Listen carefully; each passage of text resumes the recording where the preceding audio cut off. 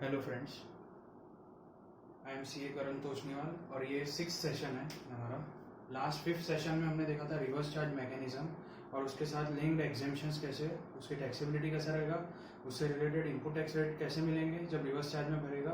और हमने ये देखा था कि सप्लायर को किस तरह से उसमें कंप्लायंस करना पड़ेगा, इनवॉइसिंग कैसा रहेगा रिवर्स चार्ज में। ये सब पॉइंट्स हमने डिटेल में डिस्कस करे थे। अब हम देखेंगे नया चैप्टर, वो है हम देखेंगे time of supply. Time of supply के पहले तो सेक्शन कवर करेगा आपका 12 CGST का, गुड्स का 13, सर्विसेज का 14, change in effective rate of tax, ये सब कवर होगा आपका। टाइम ऑफ सप्लाई क्यों पढ़ रहे हैं हम? बिकॉज टाइम ऑफ सप्लाई के अगर हम जो टाइम देखेंगे किस समय सप्लाई हुआ, उसके अगेंस्ट ही हमारे को पता चलेगा कि हाँ ये सप्लाई इस मंथ में के रिटर्न में टैक्स होगा, इस महीने में इसका टैक्सेबिलिटी आएंगी। तो टाइम ऑफ सप्लाई हमारे को ये बताता है कब सप्लाई लायबल फॉर टैक्स है, उसका पेमेंट कब करना है, मतलब कब हम लायबल है इसके अगेंस्ट टैक्स देने को। सप्लाई पहले हुआ, बाद में हुआ, कैसा हुआ, वो हम इसमें डिटेल में डिस्कस करेंगे। एडवांस का कैसा रहेगा, वो सब पॉइंट्स कवर करेंगे। तो सबसे मेन पॉइंट है अभी इसमें इनवॉइस डिस्कशन। तो पहले अपन इनवॉइस का डिस्कशन कर रहे हैं, ठीक है। एलडी मतलब जो जहां भी चार्ट में आपको एलडी, ये जितने एलडी लिखे हैं यानी last date of issue of invoice, ठीक है, लास्ट डेट बोलो या ड्यू डेट। और ये सेक्शन 31 बताता है, ठीक है, सेक्शन 31 बताता है कि इनवॉइस कब तक इशू कर देना चाहिए, ठीक है, सप्लायर ने। तो इन केस ऑफ गुड्स देखेंगे पहले, फिर बाद में सर्विसेज देखेंगे। In case of goods under section 31 normal case देखेंगे अपन। सबसे पहले नॉर्मल केस में आएंगे supply of goods involve movement, ठीक है, गुड्स में अपन नॉर्मल केस में if supply of goods involves movement then last date of issue of invoice रहेंगी बिफोर और at time of removal of goods. तो at time of removal of goods आपको देना ही है इनवॉइस, ठीक है, सप्लायर को। मतलब इनवॉइस कब तक बनाना है? Last date of issue of invoice, date of removal of goods, ठीक है। In case of supply of goods involves movement, ठीक है, वो मूवमेंट करके रेसिपिएंट तक जा रहा है, तो date of removal of goods, ठीक है। अगर मूवमेंट नहीं है तो डेट ऑफ डिलीवरी और मेकिंग अवेलेबल टू रेसिपिएंट, ठीक है, उस दिन का देखा जाएगा। If no movement then date of delivery और making available to recipient. Recipient जहां से लेके जा रहा है, जिस जगह पे उसको डिलीवरी दे रही है, जिस समय पे, सॉरी जगह पे नहीं, समय पे, तो उस टाइम का, उस दिन का लिया जाएगा last date of issue of invoice. तो इनवॉइस कब तक इशू हो जाना चाहिए गुड्स के केस में? If supply involves movement then invoice must be issued under section 31 before और एट टाइम ऑफ रिमूवल। और लास्ट डेट क्या है? रिमूवल ऑफ गुड्स की। और अगर not involve movement then delivery making available goods to recipient, उस date को issue हो जाना चाहिए, वो लास्ट डेट है।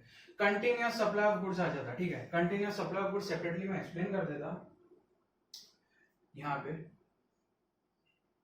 कंटिन्यूअस सप्लाई ऑफ गुड्स कैसा रहेगा? एक तो ये कंटिन्यूअस सप्लाई मतलब रिकरेंटली बेसिस पे, ठीक है, कंटिन्यूअसली इसका गुड्स का सप्लाई हो रहा है। एग्जांपल ले लेते हैं अपन मिल्क का, जैसे कि मिल्क का सप्लाई होता है, तो कैसा होता है? सिर्फ सप्लाई समझोगे, एग्जाम वगैरह बाद में देखेंगे। अभी कंटिन्यूअस सप्लाई ऑफ गुड्स की बात कर रहे हो तो उसमें कैसा रहेगा? रिकरेंटली, मतलब कंटिन्यूअसली साइमल्टेनियसली गुड्स जाते रहेगा और उसका पीरियोडिक पेमेंट लेते रहेगा सप्लाई। उसके बाद में जो यहाँ पे कॉन्ट्रैक्ट रहेगा, ठीक है। फिर सप्लायर क्या इशू करेगा? ठीक है, सप्लायर इशू करेगा, इसके अगेंस्ट में पीरियोडिक इनवॉइस इशू करेगा सप्लायर, ठीक है। पीरियोडिक इनवॉइस, पीरियोडिक पेमेंट्स आएंगे इसमें। और तो और गवर्नमेंट नोटिफाइड सप्लाईज जो रहेंगे, गवर्नमेंट जो नोटिफाई करेंगी, वो भी कंटिन्यूअस सप्लाई ऑफ गुड्स में आएंगे, ठीक है। ये कंटिन्यूअस सप्लाई ऑफ गुड्स का हो गया डेफिनेशन। अब कंटिन्यूअस सप्लाई ऑफ गुड्स हुआ तो इनवॉइस कब इशू करेंगे हम, वो देख लेते हैं। इनवॉइस इशू करेंगे हम जब सप्लायर सक्सेसिव स्टेटमेंट देगा, मंथली बिल के फॉर्म में स्टेटमेंट देता है कि ये इतना आपका कंजम्पशन हुआ है और इतना पेमेंट लगेगा। या तो फिर पीरियोडिक पेमेंट होता है, कोई स्टेटमेंट नहीं रहता है, जो बोले वो मंथली बेसिस पे पेमेंट हो जाता है। तो जो भी केस होगा एज द केस में भी, ठीक है, पीरियोडिक एज केस में भी आपका पीरियोडिक पेमेंट होगा, रिसीव जो सप्लायर करता है, ठीक है। Periodic payment as which supplier receives, उस दिन का डेट, या तो फिर पीरियोडिक पेमेंट डेट ऑफ, या तो फिर each such statement is issued, ठीक है, date of issue of each such statement, या पीरियोडिक पेमेंट इज रिसीव। इन दोनों में से जो भी केस होगा वो last date of issue of invoice रहेंगी in case of continuous supply of goods, ठीक है। केस 2 हो गया। केस 3 देख रहे हैं हम, sale on return oblique approval basis, return और अप्रूवल बेसिस मतलब क्या है, आपने टेम्पोररीली, आपका सेल नहीं हुआ अभी, आपने सिर्फ गुड्स पास ऑन किए हैं, सेलर ने, सप्लायर ने गुड्स पास ऑन करे हैं, अगर रेसिपिएंट को ठीक लगा तो रखेगा वरना रिटर्न मारेगा, ठीक है, या तो अप्रूव करेगा या तो रिटर्न करेगा। तो इस केस में कैसा होगा, फिर इसमें इनवॉइस कैसे बनाएंगे, आज बना दूं तो बाद में गलत हो जाएगा। तो इसमें क्या बोला है जीएसटी लॉ के अंडर सेक्शन 31 की आपको इनवॉइस, सेलर कब इनवॉइस बनाएगा, seller shall make invoice earlier date of, ठीक है, whichever is earlier date of 1 and 2, ये 1 और 2 क्या है, डेट ऑफ एक्चुअल सप्लाई, ठीक है, date of supply of goods, जिस दिन एक्सेप्टेंस आ जाएगा रेसिपिएंट का, हाँ मैं रख रहा हूं वो, और अगर 6 महीने तक वो एक्सेप्टेंस नहीं दे रहा तो 6 months फ्रॉम रिमूवल, ये उसका लास्ट डेट रहेगा। एक तो 6 months या तो फिर एक्सेप्टेंस या सप्लाई बोलते हैं जिसको अपन, सप्लाई मतलब एक्सेप्टेंस बाय रेसिपिएंट। तो date of actual supply of goods जब sale on return approval basis पे होगा, या तो 6 months from removal whichever is early, ठीक है। तो ये हो गया पॉइंट नंबर 3। तो यहाँ पे हमने देखे इनवॉइस कब इशू होगा, ठीक है, इस केस में यहाँ पे विच एवर इज अर्लियर, जो पहले आएगा वो होगा। उसके बाद में सर्विसेज के केस में हम सेक्शन 31 में इनवॉइसेस देखेंगे कब इशू होगा। सर्विस के केस में नॉर्मल केस है और कंटिन्यूअस सप्लाई ऑफ सर्विस का केस है, ठीक है, 2 केस आएंगे, ठीक है। नॉर्मल केस आएगा, इधर 3 नहीं आएंगे, यहाँ पे कोई रिटर्न और अप्रूवल बेसिस सर्विस चलता नहीं है, तो नॉर्मल केस होता है या तो कंटिन्यूअस सप्लाई। अब नॉर्मल केस देख लेते पहले।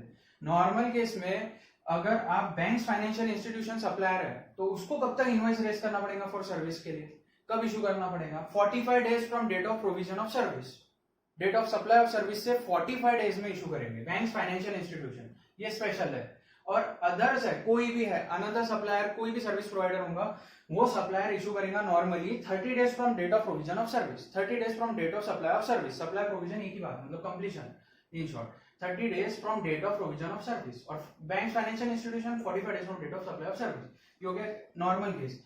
कंटिन्यूअस सप्लाई ऑफ सर्विस के केस में, ठीक है, इनवॉइस की प्रोविजन से अच्छे से देखना, कंटिन्यूअस सप्लाई ऑफ सर्विस हमने गुड्स का देख लिए, वहां पे देखा हमने periodic statement, each such periodic statement और पीरियोडिक पेमेंट जब होंगे विच एवर द केस में भी, वो ड्यू डेट रहेगा इनवॉइस का, लास्ट डेट सप्लायर ने इशू करना चाहिए। अब कंटिन्यूअस सप्लाई ऑफ सर्विस में कैसा रहेगा, ठीक है, इसमें देख लो। कंटिन्यूअस सप्लाई ऑफ सर्विस के केस में रहेगा, पहले तो कंटिन्यूअस सप्लाई ऑफ सर्विस देख लो, ठीक है, यहाँ पे continuous supply of service, continuous supply of service, ठीक है, इसमें क्या आएगा, इसमें भी क्या बोलेंगे रिकरेंटली, यानी कंटिन्यूअस रिकरेंट बेसिस पे, ठीक है, रिकरेंट मतलब कंटिन्यूअस बेसिस पे सर्विस प्रोवाइड की जा रही है, ठीक है। देयर आफ्टर आपको एक ध्यान रखना है, सर्विस प्रोवाइडेड मेड और अग्रीड टू बी मेड, यहाँ पे भी supply made agreed to be made है, कंटिन्यूअस सप्लाई हो रहा है, रिकरेंट बेसिस पे कंटिन्यूअसली हो रहा है।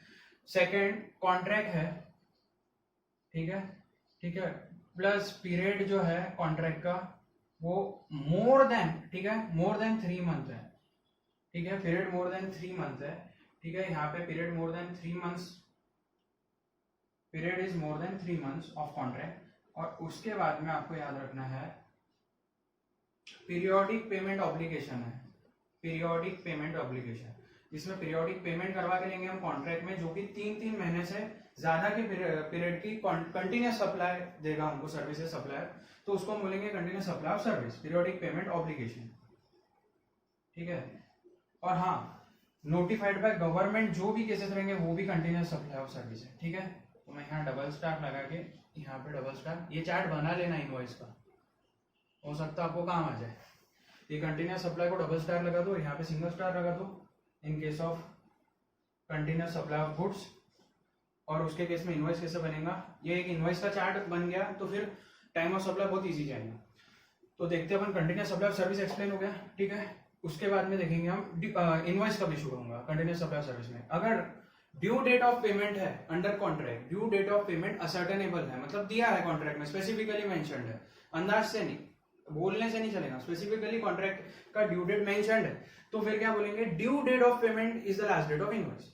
जैसे जैसे ड्यू डेट आएगा वो लास्ट उस दिन इनवॉइस बनते जाने होना कंटिन्यूअस सप्लाई ऑफ सर्विस में, ठीक है, केस 1 में। केस 2 में क्या आएगा, continuous supply of service, due date of payment है ही नहीं, no due date of payment case 2 में, तो फिर क्या होगा, ड्यू डेट ऑफ पेमेंट नहीं है, असर्टेनेबल नहीं है कॉन्ट्रैक्ट से, तो डेट ऑफ पेमेंट रहने वाला है, फिर उसमें ड्यू डेट नहीं है तो डेट ऑफ पेमेंट। अगर payment is link to event completion, अगर इवेंट कंप्लीशन होगा वैसे वैसे पेमेंट मिलते होंगे, third case, then date of completion of each such event, date of completion of each such event shall be the time of supply. ठीक है, तो मैंने क्या बोला, कंटिन्यूस सप्लाई ऑफ सर्विस में due date of payment ascertainable, then due date of payment, then due date of payment not ascertainable, then date of actual payment, and if the payment is linked to completion of event then actual date of completion of event. ठीक है, date of completion of event. तो ये basis पे अभी हमने क्या देखा, time of supply का सिर्फ इनवॉइस कब इशू होगा ये देखा। ठीक है, इनवॉइस कब इशू होगा। अब इसमें last date of issue of invoice हमने एलटी देख लिया। ठीक है, अब ड्यू डेट बोलो, लास्ट डेट बोलो ऑफ इशू ऑफ इनवॉइस। ठीक है, यहाँ पे हमने इनवॉइस इसलिए देखा क्योंकि इसमें लास्ट डेट पता चल जाएगी। सेक्शन 31 देखा हमने, अभी 12, 13, 14 हमने कुछ भी नहीं देखा। ठीक है, ओनली इनवॉइस कवर्ड। ठीक है, अभी सेक्शन 12, 13, 14 देखेंगे। तो अभी हम देखेंगे section 12 time of supply of goods, और सेक्शन 13 देखेंगे साथ में time of supply for services. मैंने इसको ब्लैक में जितना लिखा है 12.1, 12.2, ये देखो 12.1, 12.2, 12.3 प्रोविजो के साथ कवर किया, 13.1, 13.2 और 13.3, ये 3 सेक्शन हमने लिखे हैं। अच्छा, सेक्शन 12 किसका टाइम ऑफ सप्लाई बोलेगा, फॉर गुड्स, और सेक्शन 13 किसका बोलेगा, फॉर सर्विसेज। ठीक है, तो पहले time of supply for goods देखते हैं, इनवॉइस हमको पता है कब देना है। अब time of supply for goods देखते हैं। 12.1 बोलता है टैक्स लायबिलिटी कब आएगा, 12.2 बोलता है नॉर्मल चार्ज, और नॉर्मल चार्ज मैकेनिज्म में जब सप्लायर लायबल है उस केस में टाइम ऑफ सप्लाई क्या आएगा। ठीक है, 12.2 बोलता है डेट ऑफ इनवॉइस। ठीक है, 12.2 बोलता है date of invoice, date of issue of invoice, जो भी डेट को आप इनवॉइस इशू करेंगे, और लास्ट डेट ऑफ इनवॉइस हमने कब देखे, लास्ट डेट ऑफ इनवॉइस अभी देखे हमने, लास्ट डेट ऑफ इनवॉइस हमने देखा था सेक्शन 31 में। ठीक है, या लास्ट डेट ऑफ इनवॉइस जब भी इशू करना है, जैसे in case of goods involve movement, हम गुड्स का देख रहे हैं टाइम ऑफ सप्लाई, तो goods involve movement at time of removal, date of removal रहता है। In goods not involve movement, date of delivery of making available goods. ठीक है, व्हेन गुड्स मेड अवेलेबल या डिलीवर्ड, तो उस केस में अगर कंटिन्यूस सप्लाई ऑफ गुड्स है उसके केस में पीरियोडिक स्टेटमेंट या periodic payments as the case में भी, और सेक्शन 31 में। उसके बाद में लास्ट ड्यू डेट क्या है, लास्ट डेट ऑफ इनवॉइस क्या है सेक्शन 31 में, for sale on return approval basis हमने देखा था, या तो डेट ऑफ एक्चुअल सप्लाई यानी अप्रूवल आ गया रेसिपिएंट से, डेट ऑफ सप्लाई जिस दिन हो जाएगा, और 6 month from removal of goods, 6 month from date of removal of goods. तो लास्ट डेट ऑफ इनवॉइस ये हमने देख लिए थे कब, सेक्शन 31 में। तो यहाँ पे 12.2 में सप्लाई ऑफ गुड्स के केस में time of supply normal charge mechanism में जब सप्लाई लायबल है किस तरह से निकलेगा, डेट ऑफ इनवॉइस और last date of invoice whichever is earlier, date of issue of invoice या लास्ट डेट अंडर सेक्शन 31 जो हमने देखे थे, लास्ट डेट ऑफ इनवॉइस जो इशू करने की डेट है, ड्यू डेट, वो तो डेट ऑफ इनवॉइस और last date of invoice whichever is earlier. ठीक है,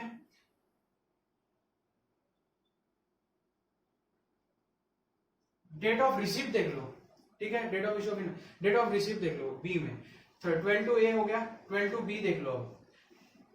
date of receive, date of receive में क्या आएगा, date of book entry, bank book entry किसका रहेगा, डेट ऑफ रिसीव। ठीक है, उसमें क्या आएगा, बुक एंट्री या bank credit whichever is earlier, book entry या bank credit whichever is earlier. Book entry किसकी बुक्स में, सप्लायर के बुक्स में बोल रहा हूं मैं। Date of receipt of payment है, ये कौन सी डेट है, डीओआर जो मैं लिखा हूं, ये date of receipt of payment है। तो हमारा है क्या एक्चुअली, व्हिचएवर इज अर्लियर। ठीक है, पहले हमको बोला गया था ये, पहले प्रोविजन जब नोटिफाई हुआ था तो इस तरह से हुआ था कि ए और B whichever is earlier, and date of invoice और date of last date of issue of invoice whichever is earlier में वो वहां खींचे जाएगा जो भी एक आएगा ए में। बी में कौन आएगा, date of payment, date of payment में बुक एंट्री या बैंक क्रेडिट जो रहेगा व्हिचएवर इज अर्लियर, सप्लायर का जो date of receive of payment रहेगा वो आ जाएगा एक, और डेट ऑफ इनवॉइस या last date of invoice whichever is earlier, उसमें से जो अर्लियर है उसको कंपेयर करेंगे date of receive of payment, यानी ए और बी व्हिचएवर इज अर्लियर। ऐसा प्रोविजन बनाया था, लेकिन नोटिफिकेशन 66/2017 आया।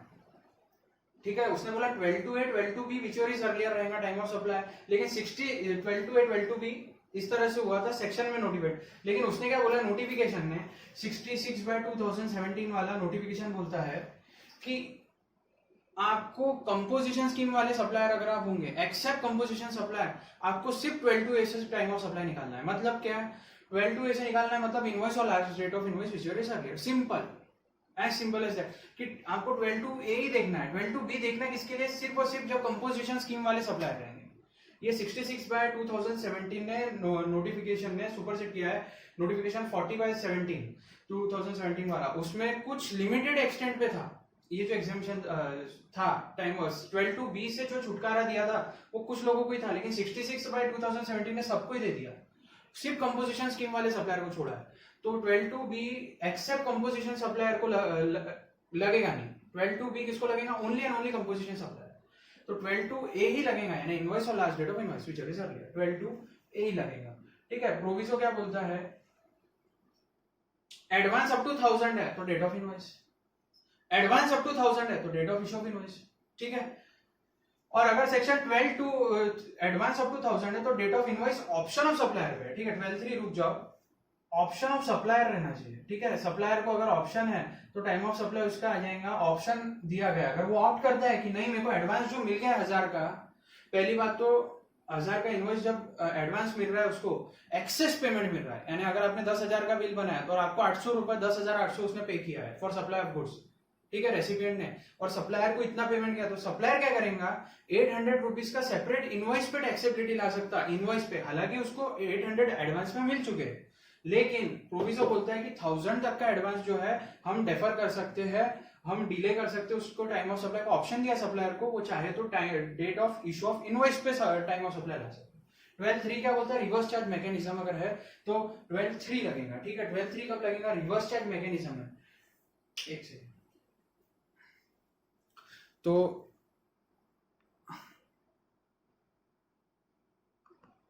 12(3) रिवर्स चार्ज मैकेनिज्म में लगेगा। उसमें क्या बोलता है 12(3), A, B, C whichever is earlier। ठीक है, 12(3) में 3 पॉइंट्स देखा जाएगा, तो इन तीनों में से जो भी अर्लियर आएगा, ठीक है, ये तीनों में से जो भी अर्लियर आएगा, ठीक है, अर्लियर वाला, ये अर्लियर वाली प्रोविजन इन तीनों में से देखी जाएंगे। ठीक है, whichever is earlier। पेमेंट में भी 2 चेक करना पड़ता है। अब रिवर्स चार्ज में हमको पूरा रेसिपिएंट पॉइंट ऑफ व्यू से सोचना है। Date of receipt of goods A, date of payment, ठीक है, बी में पेमेंट कौन सा देखेंगे, डेट ऑफ पेमेंट में रिवर्स चार्ज में रेसिपिएंट लायबल है, तो रेसिपिएंट की बुक एंट्री रेसिपिएंट के बुक में जब एक्सपेंस एंटर करेगा वो, या रेसिपिएंट का बैंक अकाउंट डेबिट करेगा। ठीक है, तो रेसिपिएंट बुक एंट्री या बैंक डेबिट, तो वो व्हिचएवर इज अर्लियर, वो डेट ऑफ पेमेंट बनेगी। पहले बी निकालो और फिर ए और बी और सी में अर्लियर निकालो। तो ए जो है वो date of receive of goods है, बी है डेट ऑफ पेमेंट, देख लिया हमने डिटेल में, सी जो है वो है 31st day from date of invoice.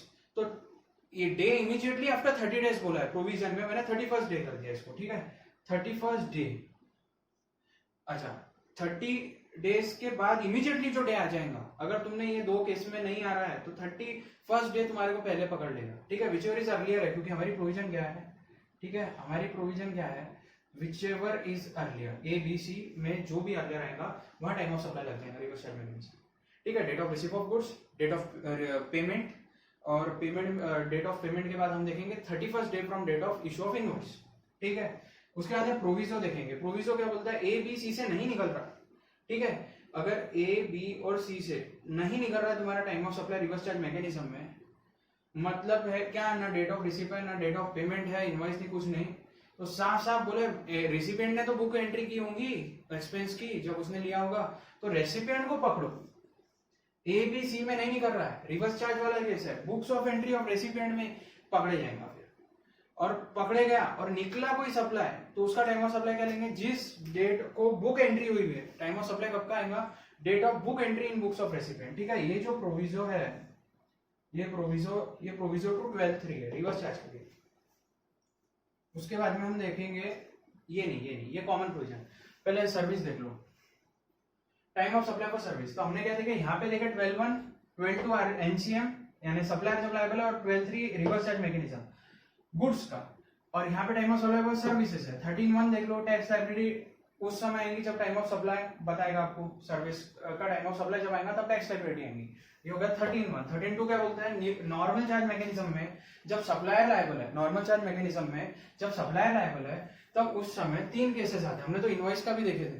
ठीक है, हमने normal invoice 30 days from date of provision of service और सप्लाई ऑफ सर्विस, और 45 डेज बैंक फाइनेंशियल इंस्टीट्यूशन के केस में हमने देखा सेक्शन 31 में, डेट ऑफ इनवॉइस की बात कर रहा हूँ। उसके बाद में हमने देखा था कंटिन्यूस सप्लाई ऑफ सर्विसेज में। तो कंटिन्यूस सप्लाई ऑफ सर्विस में लास्ट डेट ऑफ इनवॉइस क्या रहेंगी, ये हमने लास्ट डेट देखे थे 31 में, जो इसके पहले के स्लाइड पे जो था, अगर आपने लिखा होगा चार्ट तो 31 सेक्शन 31 में और क्या बोला था, कंटिन्यूस सप्लाई ऑफ सर्विस है तो उसमें इनवॉइस कब आएगा, ड्यू डेट ऑफ पेमेंट या तो कंप्लीशन ऑफ या तो डेट ऑफ पेमेंट आएगा, अगर payment based due date not ascertainable है कॉन्ट्रैक्ट में कंटिन्यूस सप्लाई ऑफ सर्विस के, और अगर इवेंट बेस्ड है, अगर इवेंट बेस्ड है तो date of completion of each such event, date event based है तो date of completion of each such event. ठीक है, तो ये कंटिन्यूस सप्लाई ऑफ सर्विस का इनवॉइस हो गया। तो अब सेक्शन 13(2) देखेंगे। 13(2) में क्या आएगा, नॉर्मल चार्ज मैकेनिज्म। ठीक है, 13(2) में क्या आएगा, normal charge mechanism. Normal charge mechanism में क्या आएगा, ठीक है, इफ इनवॉइस, ठीक है, यहाँ पे इफ इनवॉइस ए देखो पहले, if invoice issued within prescribe time of section 31, तो इनवॉइस अगर प्रिस्क्राइब टाइम में तो डेट ऑफ इनवॉइस और date of receipt of payment which is earlier, date of receipt of payment same है जैसे पहले था 12(2) में, वैसे ही 13(2) में date of receipt by supplier book entry या bank credit which is earlier. तो इसमें से पहले अर्लियर लेके date of receipt of payment पे ला लो, डेट ऑफ रिसिप्ट आ गया तो उसको डेट ऑफ इनवॉइस से कंपेयर करके विच इज अर्लियर जो आएगा वो आ जाएगा 13(2) में टाइम ऑफ सप्लाई। ठीक है, डेट ऑफ इनवॉइस और date of receipt of payment which is earlier. 13(2) में क्या आएगा, invoice not issued within prescribed time of section 31, तो रहेगा date of provision of service और date of payment which is earlier. Date of payment यहाँ पे भी same ही आने वाला है, date of receive of payment जो है, मतलब जब सप्लायर बुक एंट्री या बैंक क्रेडिट उसका अर्लियर यहाँ पे आएगा, और फिर इसको कंपेयर करेंगे date of provision of service से, वो आएगा आपका time of supply, date of provision of service और date of receive of payment which is earlier. ठीक है, फिर सी में क्या है, सी में क्या बोला मैंने, इफ ए में नहीं कर रहा टाइम ऑफ सप्लाई, बी में नहीं कर रहा, देन तो बुक एंट्री और जो बुक एंट्री रहेंगी, हमने पहले भी देखा अगर कहीं नहीं निकलता तो हम फंस गए, तो टाइम ऑफ सप्लाई कैसे निकालते, गवर्नमेंट ने बोला book entry in books of recipient देख लो। सप्लायर एनसीएम में नहीं गया तो वैसे जनरली आरसीएम में वर्क करता है प्रोविजन, पर कभी कभी क्या होता है सप्लायर नहीं दिखा रहा और रिवर्स चार्ज में कभी स्क्रूटिनी हुई और रिवर्स चार्ज वाली में ऐसी सर्विस पकड़ी गई जो कभी सप्लायर ने दिखाई नहीं, कभी चेकिंग में निकल गया, तो उसके केस में क्या निकलेगा कि book entry in books of recipient, भूल जाओ इसका क्या हुआ है, या किसी मंथ में इसको प्रॉब्लम आ गया रेसिपिएंट को, रेसिपिएंट से पकड़े गया सप्लायर, तो entry in books of recipient, कोई डेटाबेस अवेलेबल नहीं है सप्लायर का। ठीक है, अब प्रोविजो देख लो, प्रोविजो में क्या आएगा, proviso advance up to 1000 rupees, advance up to 1000 rupees अगर है तो हमने क्या बोला, टाइम ऑफ सप्लाई का at the option of supplier shall be date of issue of invoice. Advance अगर है time of supplier shall be date of issue of invoice. ठीक है, 1000 तक का एडवांस अगर आपको मिल गया है यानी एक्सेस इनवॉइस मिला है। अच्छा, ये जो हम देख रहे हैं टाइम ऑफ सप्लाई, ये एक्सटेंट वाइज रहेगा, पेमेंट वाइज रहेगा, या तो पर्टिकुलर इनवॉइस अमाउंट के लिए सेपरेटली निकालना पड़ेगा। अगर एक 10,000 का इनवॉइस है, सप्लाई से 10,000 का है, फिर एक 13,000 का है, फिर 18,000 का है, सबके लिए अलग अलग निकालना। ठीक है, टाइम ऑफ सप्लाई सबके लिए अलग अलग है।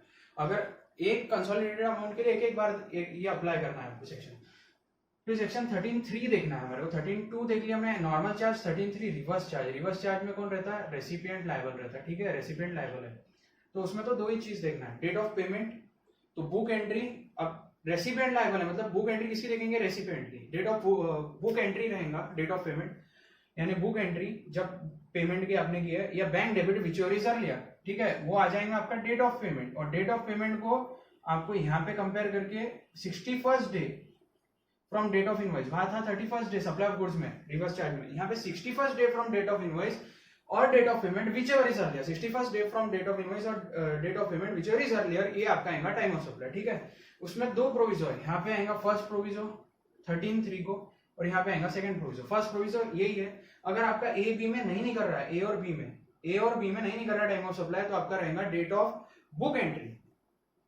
डेट ऑफ बुक एंट्री रहने वाला है आपका, मतलब रेसिपिएंट वाले का। मैं रिवर्स साइड की बात कर रहा हूँ, उसमें रेसिपिएंट ही रहता। ठीक है, तो डेट ऑफ बुक एंट्री जब करेगा वो इस सर्विस का एक्सपेंस जब रिकॉर्ड करेगा, सर्विस को रिकॉर्ड करेगा रेसिपिएंट अपने बुक्स में, तो अगर नहीं निकल पा रहा है, उसने नहीं भरा है, कभी पकड़ में आया तो उसकी बुक एंट्री देखी जाएंगी कब की है, तो वो उसका टाइम ऑफ सप्लाई है। ठीक है, डेट ऑफ बुक एंट्री, और अगर उसके पास नहीं है कोई रिकॉर्ड्स, इनवॉइस नहीं है तो 61st डे फ्रॉम इनवॉइस नहीं निकलेगा 61st डे, और डेट ऑफ पेमेंट के रिकॉर्ड नहीं है तो फिर बुक एंट्री तो होंगी, तो वो ही ले लो। ठीक है, date of book entry, book entry entry books, ये फर्स्ट प्रोविजो बोलता। और सेकंड प्रोविजो यहाँ पे लिखा मैंने 13(3) का। ठीक है, स्पेशली ब्लैक में जो लिखा है वो गुड्स और सर्विस का अलग अलग लिखा है, तो 13(3) का यहाँ पे रिवर्स चार्ज में आएगा। सेकंड प्रोविजो वो बोलता है यहाँ पे क्या आएगा, एक सेकंड प्रोविजन में आएगा, अगर location of supplier outside India है and that supplier is my associated enterprise, वो सप्लायर क्या है, एसोसिएटेड एंटरप्राइज। कहाँ देखा जाएगा associated enterprise, section 92A of IT act, 92 income tax act 1961 के अंडर उसकी प्रोविजन कवर किया, एसोसिएटेड एंटरप्राइज है और आउटसाइड इंडिया, उसने मेरे को सर्विस दिया है।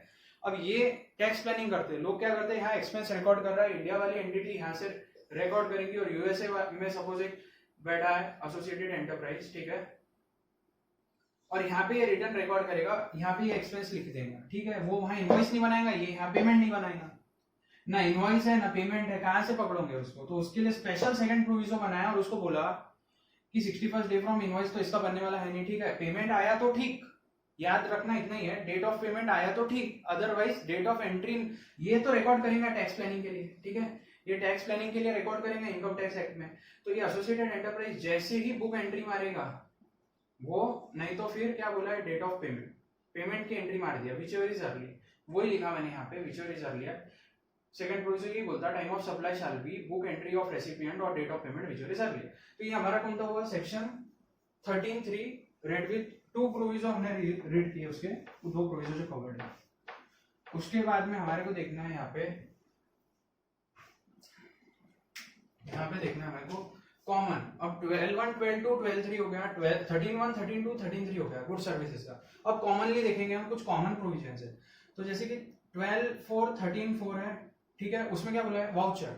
अब ये डिस्काउंट वाउचर नहीं है और ये वॉलेट में जो पॉइंट्स क्रेडिट होते हैं वो नहीं है ये, ठीक है, जहां पे वाउचर्स में सेपरेटली गुड्स या सर्विसेज आपको मिल रहे हैं, ठीक है, गुड्स सर्विसेज, अच्छा ठीक है, वो असर्टेनेबल है या नहीं वो हम देखेंगे, लेकिन असर्टेनेबल गुड्स या सर्विस का सप्लाई हो रहा है आपको वाउचर्स के थ्रू, ठीक है, तो फिर यहाँ पे कवर्ड है, तो फिर टाइम ऑफ सप्लाई है 12(4), 13(4) फॉर सर्विसेज और 12(4) इन case of supply of goods देखा जाएंगे।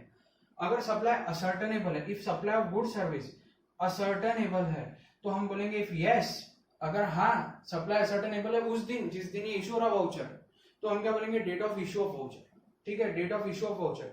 अगर supply of good service ascertainable नहीं है तो हम क्या बोलेंगे, इफ नो, यहाँ पे नहीं है तो हम बोलेंगे डेट ऑफ जिस दिन ये गुड सर्विसेज लेके जाएगा, रिडीम करेगा वाउचर, डेट उस दिन का date of time of supply उस दिन आएगा, ठीक है। तो टाइम ऑफ सप्लाई क्या है, if yes date of issue of voucher ascertainable है, आपको पता है कि कौन सा गुड्स या कौन सा सर्विसेज स्पेसिफिकली मिलने वाला है वाउचर के अगेंस्ट, तो उसी दिन सप्लायर को देना है टाइम ऑफ सप्लाई और जीएसटी लायबिलिटी आ जाएंगे। और date of redemption of voucher कब आएगा, अगर पता नहीं है कौन सा गुड्स या कौन सा सर्विसेज जाने वाला है इस वाउचर के, कोई भी गुड्स खरीद सकते हैं आप, ऐसा वाउचर दिया, कोई भी सर्विस, तो उसको बोलेंगे डेट ऑफ रिडेम्पशन। तो ये सेक्शन 12(4), 13(4) में कवर्ड है, ठीक है। अच्छा, वाउचर्स में क्या नहीं आता, डिस्काउंट वाउचर नहीं आता, पर्टिकुलरली एक वैल्यू ऑफ गुड्स या सर्विसेज उसके अगेंस्ट मिलेंगी, वो वाला बोल रहा हूं मैं, वो वैल्यू क्रेडिटेड वाउचर नहीं आएगा, वो तो मनी आपको क्रेडिट है, in short money, stored value of money अगर आपको मिलता है वॉलेट में, that is not voucher. Discount voucher that is not voucher, it is only a discount amount, ठीक है, और वो सर्टन नहीं है उसमें सप्लाई कैसा है, इसमें सर्टन है। अगर पहले ही पता है तो date of issue of voucher, नहीं पता है क्या जाने वाला है गुड सर्विसेज, तो डेट ऑफ रिडेम्पशन जिस दिन होगा, ठीक है। सेक्शन 12(5), 13(5), 12(5), 13(5) क्या बोलता है, अगर time of supply in is not possible, ठीक है, 12(5), 13(5) इतना ही बोलता है। 12(2) फेल हो गया आपका, 12(3), ये देखो 12(2), ठीक है, ये 12(3), 13(2), 13(3) या 12(4), 13(4), ठीक है, कॉमन वाले प्रोविजन में जब हम आए तो ये 12(4), 13(4) फेल हो गया, तो 12(5), 13(5) बोलता अब नहीं निकल सकता टाइम ऑफ सप्लाई, तो बोलता है कि अगर पीरियोडिक रिटर्न फाइल करता है आपका सप्लाई, अगर पीरियोडिक रिटर्न फाइल करता है जिसपे ये लायबिलिटी आ रही है, तो वो पर्सन का date of time of supply आएगा डेट ऑफ रिटर्न फाइलिंग, ठीक है, date when return is filed, periodic return file करता है। अगर ये रिटर्न भी फाइल नहीं करता है, इसका नहीं निकल सकता टाइम ऑफ सप्लाई, तो इससे जिस दिन टैक्स पेमेंट करवाएंगे, date of payment of tax, ये डीओपी ऑफ टैक्स मतलब date of payment of tax, ठीक है। तो रिटर्न नहीं डालता है तो date of payment of tax, और रिटर्न डालता है तो पीरियोडिक रिटर्न भर रहा है तो डेट ऑफ रिटर्न फाइलिंग, ठीक है, date when return is actually filed, periodic return, ठीक है। ये हो गया 12(5), 13(5). उसके बाद में हम देखेंगे 12(6), 13(6). तो ये 12(6), 13(6) का है सबसे मेरे हिसाब से ये इंपॉर्टेंट पॉइंट आएगा, और ये वैल्यूएशन में भी डिस्कस होगा, ऐसा नहीं कि यहाँ पे, वहां 15(2)D में डिस्कस होने वाला है, ये 15(2)D क्लॉज है मोस्टली, और उसके अंदर बोला इंटरेस्ट लेट फी पेनल्टी जो है वो वैल्यूएशन में आएंगे, ठीक है, जब सप्लाई होगा तब उसकी वैल्यूएशन के हिसाब से टैक्स होगा। लेकिन इसकी लाइबिलिटी कब आएंगी, time of supply, liability to pay tax कब का आएगा, 12(6) डिसाइड करेगा in case of supply of goods interest late fee penalty, और 13(6) in case of interest late fee penalty for services, वो ये डिसाइड करने वाला है। तो अभी हम ये देख रहे हैं interest late fee penalty for delayed payment of consideration. Time of supply क्या आएगा इसके केस में, ठीक है, इसके केस में इतना ही देख लो। टाइम ऑफ सप्लाई क्या आएगा, डेट व्हेन सप्लायर, जिस समय सप्लायर को रिसीव हो जाएगा interest late fee penalty for delayed payment of consideration, ठीक है, interest late fee penalty for delayed payment of consideration. तो ये जिस दिन रिसीव होगा इंटरेस्ट लेट फी पेनल्टी, उस दिन ये टैक्स हो जाएगा, ठीक है, उस दिन ये टाइम ऑफ सप्लाई आ जाएगा और उस मंथ के रिटर्न में ये जाना चालू हो जाएंगे जहां जहां टाइम ऑफ सप्लाई है, ठीक है। 12(6) 13(6) ने क्या बोला, इंटरेस्ट लेट फी पेनल्टी के केस में interest late fee penalty for delayed payment of consideration है, तो उसमें बोला है time of supply is equal to, जो मैंने लिखा है मतलब यहाँ पे, ये यहाँ लिखा है date when supplier receives interest late fee penalty, जब सप्लायर को रिसीव हो जाएगा तब होगा टैक्स, ठीक है। पहले से नहीं बोल सकते ना कि इंटरेस्ट इतना आ जाएगा, क्या पता रेसिपिएंट कब पेमेंट करे, अर्लियर दे दे तो डिस्काउंट सॉरी इंटरेस्ट जो है वो लगेगा भी नहीं डिलेड पेमेंट, तो इसीलिए उसको बोला है जिस दिन सप्लायर को रिसीव होगा उस दिन टैक्स करो, ठीक है। तो यहाँ पे हमने सेक्शन 12 सेक्शन 13 कवर किया। एक छोटा सा पॉइंट है कि कंपोजिट मिक्स सप्लाई में, ठीक है, ये थोड़ा लॉजिकल टीजर है यहाँ पे, इसमें कंपोजिट मिक्स सप्लाई का अगर केस है, ठीक है, कंपोजिट और मिक्स सप्लाई, तो उसमें कैसा रहेगा, कंपोजिट सप्लाई के केस में क्या रहेगा, प्रिंसिपल सप्लाई का टाइम ऑफ सप्लाई देखना है आपको, प्रिंसिपल सप्लाई का time of supply, composite supply अगर in case time of supply ascertainable नहीं, प्रॉब्लम जा रहा है सब एक साथ नहीं है, तो प्रिंसिपल सप्लाई का देखो, और मिक्स सप्लाई में हाईएस्ट रेट सप्लाई देखो, हाईएस्ट रेट सप्लाई का टाइम ऑफ सप्लाई देखो, हाईएस्ट रेट वाले का, ठीक है, टाइम ऑफ सप्लाई। तो प्रिंसिपल सप्लाई का कब देखेंगे, जब आपका कंपोजिट सप्लाई है, और मिक्स सप्लाई का क्या देखेंगे आप, highest rate supply, time of supply वैसे निकालेंगे। तो यहाँ पे हमने क्या कवर कर लिया, 12(1), 12(2), 12(3), 13(1), 13(2), 13(3), ठीक है, 13(3), 30 और कॉमन प्रोविजन में 12(4), 13(4), 12(5), 13(5), 12(6), 13(6), इतने सेक्शंस हमने पूरा कवर कर लिए। ये चार्ट आप ड्रॉ कर सकते हैं पॉज करके, जूम करके, मैं जूम कर रहा हूं।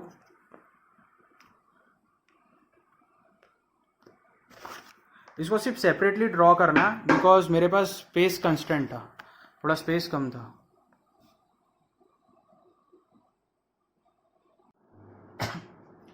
सेक्शन 14 देख रहे हैं आप, सेक्शन 14 वो है change in rate of tax या change in effective rate of tax, अगर आपको बोलना है सर्विस टैक्स के वक्त change in effective rate of tax था। अभी change in rate of tax में टाइम ऑफ सप्लाई कैसे आएगा, अच्छा ये क्यों निकाल रहे हैं अपन change in rate of tax में, because change in rate of tax के केस में ही तो पता चलेगा अपने को कौन से रेट से पे करना है, मतलब टाइम ऑफ सप्लाई बताएगा ना कि ये रेट से लगेगा, ये रेट से लगेगा। अगर change in rate of tax अगर आ जाता है हमारे को, ठीक है, ये 6 केसेस हमने जो सेक्शन 14 कवर करके देता है, exclusively section 14 change in rate of tax है तो ही आता है।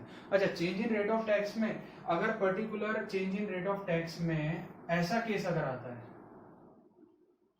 इस या तो इनवॉइस सप्लाई इनवॉइस रिसिप्ट यहाँ पे है, या तो फिर सप्लाई इनवॉइस रिसिप्ट तीनों के तीनों यहाँ पे है, तीनों भी, तो ये चेंज इन इफेक्टिव रेट का केस नहीं है, ये डिस्पर्स्ड होना चाहिए, स्कैटर्ड होना चाहिए, तो फिर चेंज इन इफेक्टिव रेट का केस आएगा। ये तीनों में से 2 यहाँ या 1 यहाँ रहना चाहिए और 2 वहां रहना चाहिए, इन शॉर्ट तीनों एक साथ आ गए और change in effective rates of tax के डेट के या तो इधर साइड आ गए, इधर या इधर, दोनों में से इधर वन साइड आ गए, तो फिर वो क्या होगा, change in effective rate of tax का केस ही नहीं रहेगा, प्योरली वो एक रेट से ही जाएगा।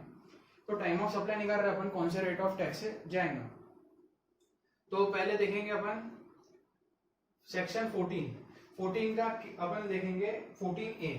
तो अच्छा, ये 13 और 12 सेक्शन 12 13 यहाँ पे नहीं लगेगा अगर change in effective rate of tax है, change in rate of tax का केस है CRT का, तो एक्सक्लूसिवली सेक्शन 14 एक्ट करेगा, गुड्स हो या सर्विस हो। तो देखते हैं, पहले अपन देखते हैं अगर supply, case 1 supply is before CRT, ठीक है, CRT के पहले change in effective rate of tax जिस दिन हुआ, एग्जांपल ले रहा हूं मैं यहाँ पे 1 जून, ठीक है, 1 जून को change in effective rate of tax हुआ, ठीक है, ये 6 केसेस देखेंगे अपन, तो यहाँ पे भी 3 केसेस देखेंगे और यहाँ पे भी, तो ये ए और बी देखेंगे अपन। तो ए देख रहे हैं अपन पहले कि सप्लाई पहले है और change in effective rate of tax बाद में। तो इसमें ये की लॉजिक देता हूँ, शॉर्ट में बोल देता हूँ, जो लेफ्ट साइड अर्लियर जाएगा वो प्रूफ करके देता हूँ।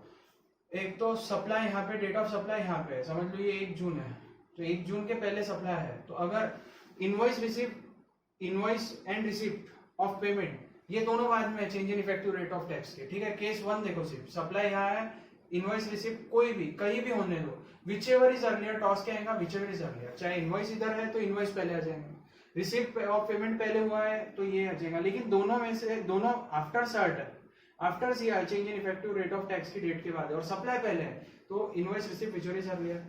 और दोनों में से एक यहाँ पे आ गया, इनवॉइस हो या रिसिप्ट ऑफ पेमेंट हो, इनवॉइस और रिसिप्ट पेमेंट, और एक वहां रह गया, और सप्लाई तो पहले ही है हमारे, ठीक है, change in effective rate of tax के। तो यहाँ पे जो यहाँ अर्लियर आएगा, ठीक है, वो टॉस रहेगा। तो यहाँ पे ये टॉस है, यहाँ पे ये टॉस मतलब टाइम ऑफ सप्लाई, यहाँ पे टाइम ऑफ सप्लाई रिसिप्ट आ जाएगा, ठीक है। यहाँ पे रिसिप्ट अर्लियर है, इनवॉइस बाद में। चेंज इन इफेक्टिव रेट के मतलब क्या हो रहा है, जो लेफ्ट साइड जा रहा यहाँ पे भी अर्लियर आ रहा, यहाँ पे भी टाइम ऑफ सप्लाई इनवॉइस के इधर जा रहा, यहाँ पे भी रिसिप्ट के इधर जा रहा। तो supply is before change in effective rate of tax, ठीक है, सप्लाई इधर है, तो जो इधर आएगा लेफ्ट साइड मतलब अर्लियर डेट आएगा वो आएगा जनरली। दोनों बाद में है change in effective rate of tax के, तो विच इज अर्लियर। एक साथ में सप्लाई के तो वो अर्लियर में, वो तो ऑलरेडी आई गए, इनवॉइस और रिसिप्ट, विच इनवॉइस है या रिसिप्ट है, जो भी दिखेगा सप्लाई के साथ में वो, तो ये टाइम ऑफ सप्लाई आ जाएगा। केस अपन सेकंड केस देखते हैं। अगर सप्लाई अभी change in rate of tax इधर है और सप्लाई अब इस साइड आ गया, ठीक है, मैंने सप्लाई को इस साइड लेके आया, ठीक है। तो इस केस में कैसा होगा, टाइम ऑफ सप्लाई में अब इस तरफ आना चालूंगा, ठीक है, जो इसके साथ में रहा वो मतलब क्या, अगर receipt is after change in effective rate of tax, ठीक है, सप्लाई तो है ही यहाँ पे तीनों केसेस में, change in effective rate of tax के बाद रिसिप्ट है, ठीक है, यहाँ पे रिसिप्ट है तो वो टाइम ऑफ सप्लाई, इनवॉइस आ रहा होगा तो वो टाइम ऑफ सप्लाई। और अगर दोनों में से दोनों के दोनों पहले है तो विचएवर इज अर्लियर, ठीक है। सिर्फ यहाँ पे ध्यान रखना है, दोनों अगर पहले दिए हुए, ठीक है, इनवॉइस रिसिप्ट दोनों पहले दिए हुए तो विचएवर इज अर्लियर लग जाएगा, और विचएवर इज अर्लियर लग जाएगा तो उस रेट से लगेगा। तो मैंने यहाँ पे एक एग्जांपल लिया था कि 5% टैक्स है, 18% टैक्स हो गया 1 जून के बाद। तो यहाँ पे कैसे लेंगे अपन, सपोज 1 जून एग्जांपल ले रहा हूँ, 1 जून को इसके पहले यहाँ पे 5% जीएसटी था और बाद में 18% हो गया, तो उसमें कैसे होगा, तो 5% देखो यहाँ पे कैसे आएगा, यहाँ पे 18% आएगा पहला, 14A1 में कैसे आएगा 18% आएगा, ठीक है। 14A ये 1 2 3 मतलब वो रो, ये 14A बोलो सिर्फ अभी, ठीक है, क्या पता मैंने अरेंजमेंट प्रॉपर नहीं किया होगा, तो एज पर मैंने सेक्शन नहीं किया है, पर यहाँ पे पूरा केसेस एक्सप्लेन है। तो यहाँ पे 18 से आ जाएगा विचएवर इज अर्लियर, क्योंकि सर्ट के बाद में ही है। अगर सीआरटी के बाद में change in effective rate of tax के पहले कुछ आ गया सप्लाई के साथ में, हमने जैसे देखा वो टाइम ऑफ सप्लाई बनेगा। तो जैसे यहाँ इनवॉइस आया तो यहाँ पे 5% लग जाएगा। टाइम ऑफ सप्लाई कहाँ आ रहा है वो देखो और रेट देखो कहाँ। टाइम ऑफ सप्लाई यहाँ पे रिसिप्ट आ रहा है, हमने जो केस देखा उसमें 5% आ रहा है, ठीक है। 14A में तीनों केसेस हो गए। 14B जब सप्लाई बाद में change in effective rate of tax के, तो उसमें हमने बोला था कि जो सप्लाई अगर एक है इधर तो अलॉन्ग विद सप्लाई जो रहेगा, चाहे वो रिसिप्ट हो चाहे वो इनवॉइस हो, और एक उधर पड़ा है तो हम बोले कि जो सप्लाई के साथ रहेगा लेटर वाला वही आएगा, ठीक है, रिसिप्ट या इनवॉइस। और अगर दोनों साथ में पहले पड़े और सप्लाई इधर है, change in effective rate of tax है, तो हमने बोला था यहाँ पे अर्लियर आएगा, ठीक है, यहाँ पे इस अर्लियर आएगा, ठीक है। तो यहाँ पे टाइम ऑफ सप्लाई रिसिप्ट आ रहा है, आफ्टर सर्ट है, ठीक है, तो यहाँ पे 18% लग जाएगा जीएसटी। यहाँ पे change in effective rate of tax है, यहाँ पे सप्लाई है और इनवॉइस लेटर आया हुआ है तो इनवॉइस आ जाएगा, टाइम ऑफ सप्लाई का आएगा इनवॉइस, ठीक है। यहाँ पे भी सप्लाई बाद में है, ये भी केस सेम है, पर यहाँ पे इनवॉइस रिसिप्ट दोनों साथ में पहले है चेंज इन इफेक्टिव रेट के। ये तो पहले आएगा अर्लियर वाला, जो भी आएगा अर्लियर वाला, और अर्लियर वाले के जो भी आएगा तो यहाँ पे 5% ही लगेगा, ठीक है, यहाँ पे 5 लगेगा। यहाँ 18 लगा है क्योंकि टाइम ऑफ सप्लाई ये है, और यहाँ पे टाइम ऑफ सप्लाई 5% लगेगा, ठीक है। 5 और 18 मैंने मान लिया था। उसके बाद में एक प्रोविजो है, date of receipt of payment के बारे में बोलता है। Date of receipt of payment है क्या एक्चुअली? डेट ऑफ रिसिप्ट है जो जिस दिन बैंक क्रेडिट होगा, ठीक है, डेट ऑफ बैंक क्रेडिट, ठीक है, बैंक क्रेडिट माना जाएगा। लेकिन हमने क्या पढ़ा एक्सप्लेनेशन जितने भी देखे, सेक्शन 12 का, 13 का, 14 का, उसमें एक्सप्लेनेशन तो ये बोलता है कि अगर बैंक क्रेडिट रहेगा, या एक तो बैंक क्रेडिट रहेगा या तो बुक एंट्री रहेगा, विच एवर इज अर्लियर, ये रहता है date of receipt of payment, ठीक है। तो ये रहता है जनरली, इनमें से कौन सा रहेगा, विचेवर इज अर्लियर, WI मतलब विचेवर इज अर्लियर, शॉर्ट में लिखा है। तो विचेवर इज अर्लियर, यहाँ पे भी विचेवर इज अर्लियर, जो भी अर्लियर रहेगा, यहाँ पे भी मैंने WI लिखा, विचेवर इज अर्लियर, ठीक है। अपन डेट ऑफ रिसिप्ट पे आ जाते हैं। यहाँ DOR जहाँ भी R लिखा है मैंने, तो डेट ऑफ रिसिप्ट में जनरली क्या रहता है, बुक एंट्री या बैंक क्रेडिट सप्लायर का जब होगा विचेवर इज अर्लियर। लेकिन केस कुछ इस तरह से है, अगर change in effective rate of tax आया, ठीक है, प्रोविजो क्या बोलता है वो देख लो। Change in effective rate of tax आ गया है, यहाँ पे 5% था और यहाँ पे 18% है, और अपन देखेंगे, अपन निकालेंगे इस तरह से। मैं तो सिर्फ बता रहा rate of date of receive of payment की बात कर रहा। अगर आपने बुक एंट्री यहाँ की, ठीक है, ये बुक एंट्री हो गया आपका, और डेट ऑफ बैंक क्रेडिट देखना है, बैंक क्रेडिट आपका यहाँ है, तो 1 जून को change in effective rate of tax हुआ, ठीक है, यहाँ पे, ठीक है। यहाँ पे 29 मई को आपने बैंक एंट्री किया, और 4 जून तक अगर बैंक क्रेडिट हो जाता है आपका, ठीक है, चेक पास हो जाता है, तो हम क्या बोलेंगे, book entry is date of receive payment. तो फिर डेट ऑफ रिसीव क्या हो जाएगा, ये हो जाएगा, ठीक है। अगर केस 2 बोल रहा हूं मैं, केस 2, अब ये नया केस है, अब इसमें क्या हुआ, change in effective rate of tax के 4 दिन में, ठीक है, हम, ठीक है, प्रोविजन देख लो पहले। प्रोविजन बोलता है 4 दिन में of change in effective rate of tax अगर आपका बैंक क्रेडिट आ जाता है, तो जिस दिन बुक एंट्री हुई है, जिस दिन बुक एंट्री हुई है, हम बोलेंगे book entry bank credit which is earlier, वो एक्सप्लेनेशन अप्लीकेबल हो जाएगा, ठीक है, ये अर्लियर वाला एप्लीकेशन अप्लाई हो जाएगा। लेकिन अगर आपका bank credit 4 days from change in effective rate of tax में भी नहीं आ रहा है, 4 days from change in effective rate of tax, तो हम बोलेंगे bank credit is the date of receive of payment, ठीक है। तो इस केस में क्या होगा, अब ये 1 जून को change in effective rate of tax हुआ, चेंज CRT हुआ अपना केस, और यहाँ पे 6 जून को आया, मतलब 4 दिन में तो आया नहीं 4 जून को, अब डेट ऑफ रिसिप्ट ये होने वाला है, ठीक है, और ये हो गया, तो क्या पता केस यहाँ पे 18% से लग जाए, अगर वो 14A और 14B के अंडर अगर आ रहा होगा, ठीक है। तो हमने क्या देखा, प्रोविजो में date of receipt bank credit माना जाएगा, ठीक है, not book entry, if the bank credit is not, if bank is not credited within 4 days from date of change in effective rate of tax, otherwise book entry और bank credit which is earlier, ये हमने देखा normally. लेकिन अगर 4 days में आ जाना चाहिए change in effective rate of tax में बैंक क्रेडिट, ठीक है। Thank you. तो टाइम ऑफ सप्लाई अपन यहाँ पे कवर किया है, और विथ सेक्शन 12, 13, 14।